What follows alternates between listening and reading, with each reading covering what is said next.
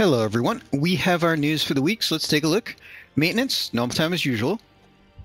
Ending with maintenance is the Final Fantasy X farm event, so that's the A Summoner's Path. So if you have to finish doing all that, you have till maintenance to finish up. And new this week is Final Fantasy 16. So we're getting a summon unit, and they're doing a Venture Crest unit, so essentially we'll get for free, and then there'll be a pass to buy to get TX2. So Clive is the summon unit. We get 30 login shards as usual there. He's not premium. His shards are in the banner shop. So we have two crests essentially. So we get the July starting crest, and it looks like the 11th, and then we'll have to wait to the 25th for the next event. So week in between without a real event. They might do a rerun or something. We'll see. But the monthly pass, same deal as usual, it looks like. We got another 8th anniversary login, this time the second version. So first day, we get 5,000 of the 8th anniversary Lapis replica, which is rather nice. Regular Lapis in there as well, which is super nice. Some tickets, some more replica and everything. So we have 21 total login days for that. Free stuff is always nice. So special bundles. So Jill is going to be the technically free unit. So we got the standard bundles that they do for those units all the time. Can buy the unit outright, get some shards. And Fountain of Lapis is coming back. Same deal there as usual.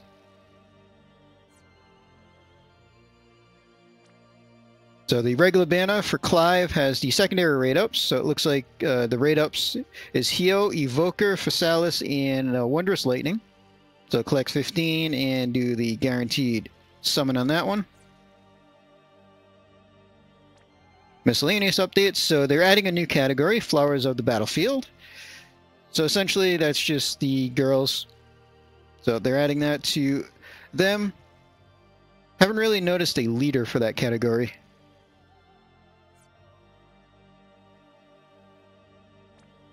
So for new vision cards, each unit has their own.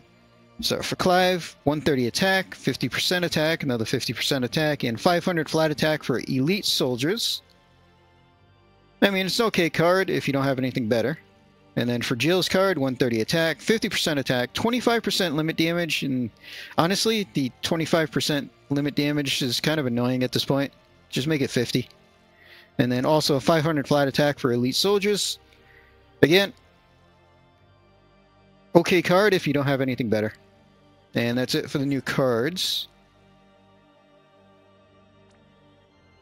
So we have our special Final Fantasy 16 Crest Pass. So it looks like just like the last two, if you don't spend anything, you get the unit and EX1 plus 25 shards, so still going to be 75 shards short of EX2. And if you do buy the Crest Pass, we'll hit just EX2. Nothing past EX2 if you buy the pass. So yeah, same as the last two units that they've done the pass for. So she herself, physical attacker, Neo Vision plus, super limit burst units. So the special ability at EX3, 500 flat attack for ice category. Super Trust, two-handed sword. 237 attack. She gets 500 flat attack. Everybody else can get the 75% Fairy and Bird Killer. And regular Trust, Materia. 60% attack and 40% ice resist. Ice Leader, so 1000 attack and magic for ice, 200 defense and spirits. And we can take a look at the stuff on the JP side for her. No changes that I can see.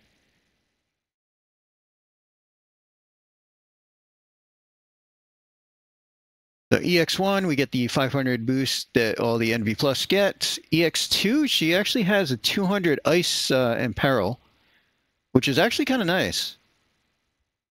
120 modifier on a cooldown. Chain moves, modifiers don't matter too much. 1400 finisher. Honestly, that's not that much damage either.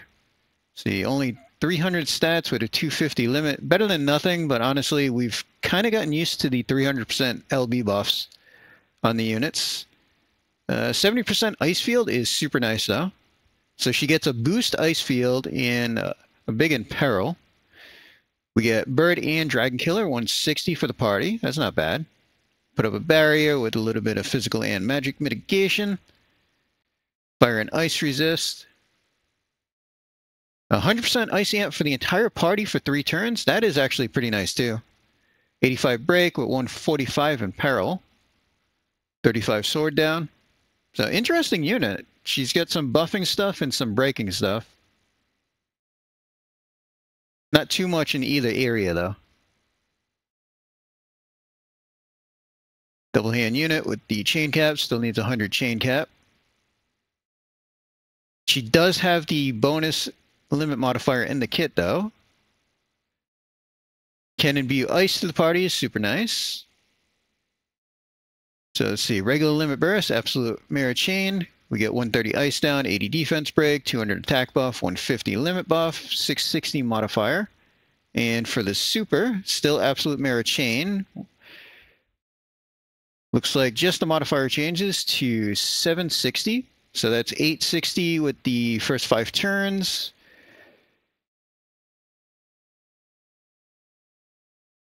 So we're looking at 980 with the cooldown for LB modifier. It seems pretty decent overall. I think the main things holding back is ice category and mainly doing ice damage. Damage-wise, she's probably a little bit behind our anniversary units. But she does have some, we got Soldiers, Royal Arms, Gathering, Evocation, and the new Battlefield Maidens. The categories are not terrible. Decent unit overall, especially for being free.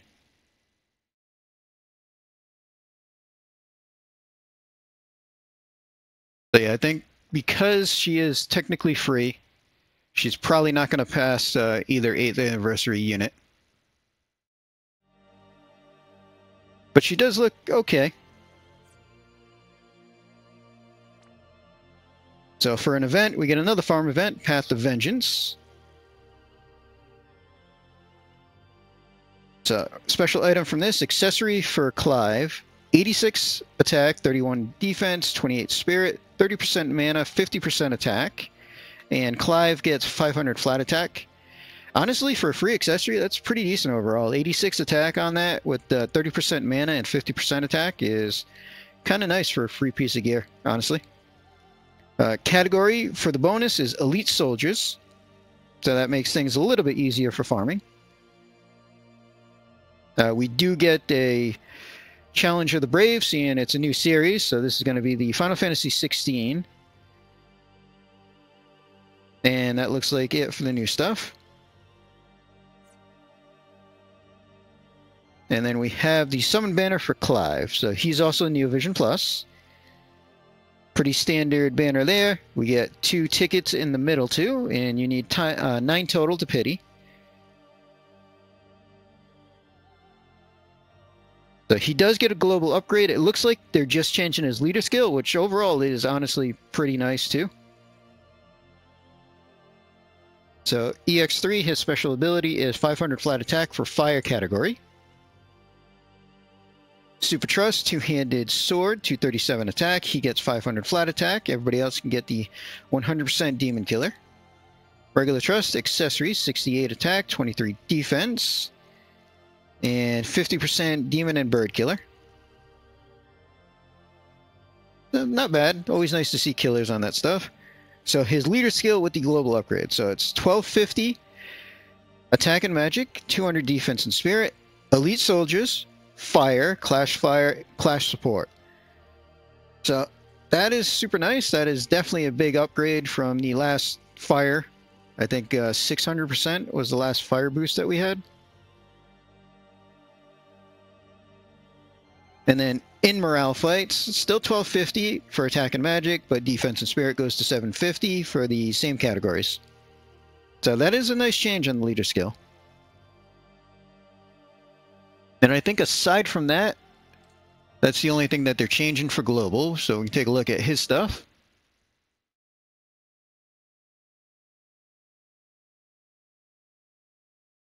The EX1, 500% limit boost.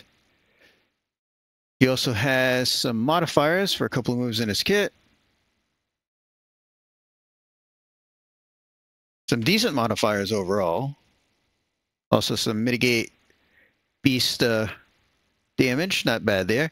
He has a 200 fire and peril as well, which is super nice. His Magnus is fire and wind for 150. He also 120 on his limit modifier.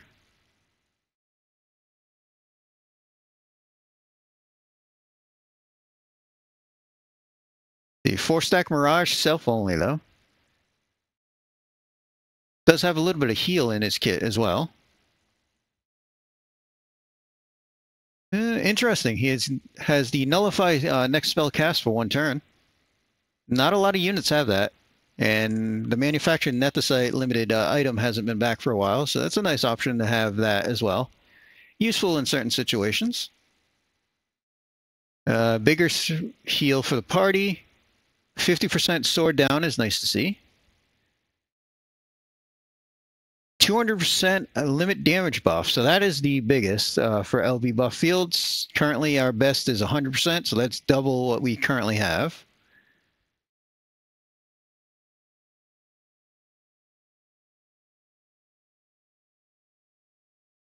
He also has the 100 modifier for his limit in the first 5 turns in the kit. Can imbue fire is super nice to see as well. So as far as the limit goes, base limit 5 hits, so he's more of a finisher. 130 fire down, 80 defense, 200 attack buff, 150 limit buff with 780 modifier. And for his super, still 5 hits. So yeah, he's definitely just the finisher, not a chainer. Still same on everything except for limit damage is a 250 and his modifier is 880. So that's 1100 total limit modifier in the first 5 turns, I believe, with his cooldown.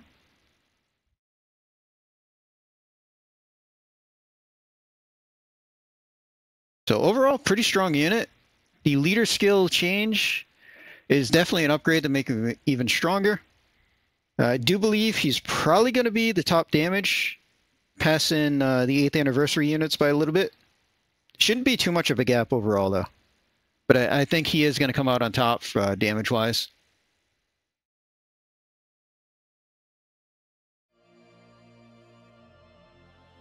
And that's pretty much all the new stuff we have. We'll have to see if we finally get our login day tickets, seeing that's been pushed back twice. So we should either get it with this maintenance or we'll see another message in-game saying that there was an issue and they had to push it back another week. Hopefully we get it. We can do a bunch of summons that way. Clive, pretty strong unit. I'm not going to pull directly on his banner, though. I'll have to decide what kind of random pulls I want to do. But we'll decide that later. And seeing that's all the new information we have, we're going to end this video here. Hope everybody enjoyed.